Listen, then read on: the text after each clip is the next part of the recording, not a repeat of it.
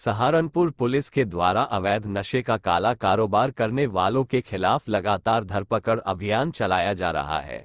इसी क्रम में आज सहारनपुर थाना गनगोह पुलिस ने डाक पार्सल के जरिए अवैध रूप से मादक पदार्थों की तस्करी करने वाले 3 शातिर नशा तस्करों संजय पुत्र ब्रह्मपाल, गुरप्रीत पुत्र यादवेंद्र व सादिक पुत्र मुतयाज को गिरफ्तार किया है, जिनके कब्जे से पुलिस ने 106 किलो अवैध डोडा पाउडर भी बरामद किया है।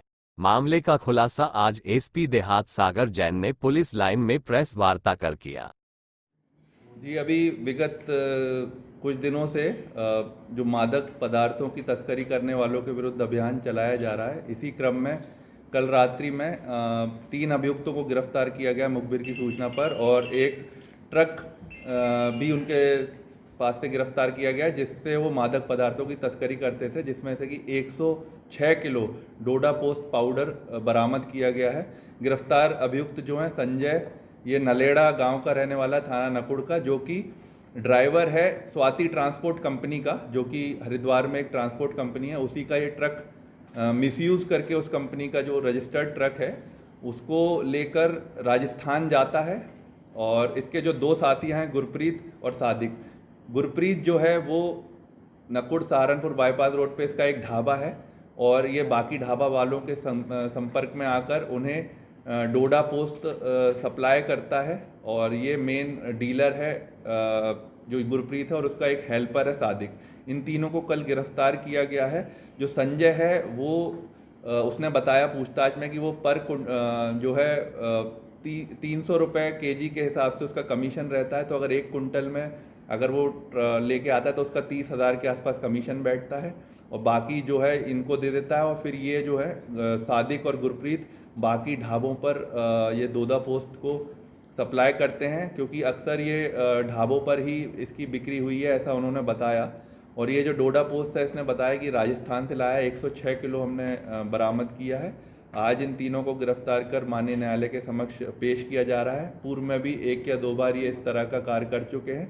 इस बार इनको मुखबिर की सहारनपुर थाना गागा लहरी क्षेत्र में फाइनेंस कर्मचारियों से हुई लूट की घटना को अंजाम देने वाले 4 शातिर लुटेरे अभियुक्तों को पुलिस ने गिरफ्तार किया है। पुलिस ने लुटेरों के कब्जे से लूट का सामान और कैश भी किया बरामद।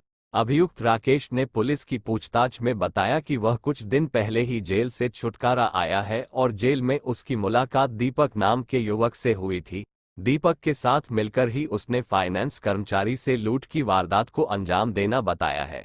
मामले की जानकारी एसपी सिटी अभिमन्यु मांगलिक ने प्रेस वार्ता कर दी। कुछ दिनों पहले ये 3 से 4 दिन पहले की बात है। गागालेडी थाना क्षेत्र में जो तिवाया के लिए रोड जाती है, वहाँ पे ये 2 फाइनेंस कर्मी वहाँ पे 2-3 गांव से कलेक्शन करने के बाद ये बाइक से आ रहे थे। तभी वहाँ पे घात लगाए हुए बैठे 3 युवक थे जो बाइक पे थे, और उनके द्वारा ये घटना कारित करी गई थी। लूट किया गया था इनसे, और इनका बैग छीन लिया गया था जिसमें एक टैबलेट था जो इनको फाइनेंस कंपनी ने दिया गया था।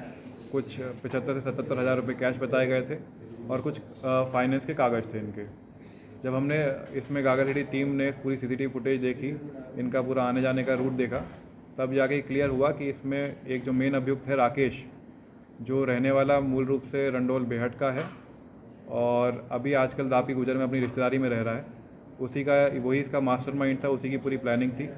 उसकी रिश्तेदारी गागालेडी थाना क्षेत्र में गांव में थी, जहां पे ये फाइनेंस कर्मी वहां से पैसा कलेक्ट करने आते थे।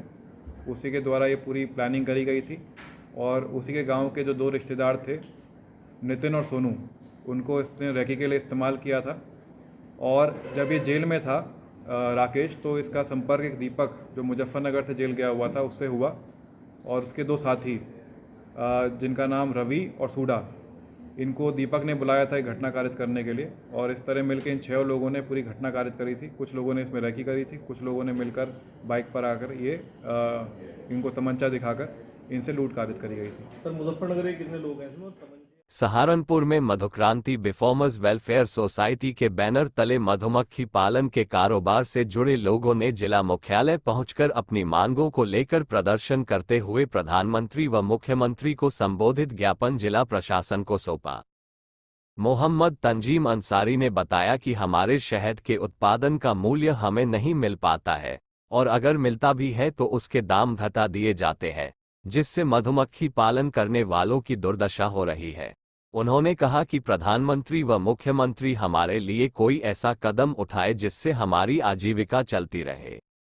मधुमक्खी का ये एक छोटा सा व्यवसाय है जो पिछले 35 साल से हम लोग यहाँ पर करते आ रहे हैं, मगर दुर्भाग्य ये है कि हमारे शहद का उत्पादन का मूल्य नहीं मिल पाता, और जब कभी उत्पादन का मूल्य मिलना होता है तो किसी कारणवश उसको एक ट्रेजरी के हिसाब से उसके उत्पादन का मूल्य घटा दिया जाता है। आज हमारा शहद का उत्पादन शहर के अंदर जो है काफ़ी कम हो रहा है, क्योंकि उत्पादन कम हो रहा है, लागत बढ़ रही है। लागत बढ़ने के कारण से किसान परेशान है और उत्पादन घटने की कारण से भी किसान परेशान है। मगर जो उत्पादन शहद का हो जाता है, इसको जो हमारी फैक्ट्रियां हैं, जो शहद के खरीदार हैं, बायर्स हैं, जो एक्सपोर्टर्स हैं, वो समय समय के ऊपर इसको लेना बंद कर देते हैं।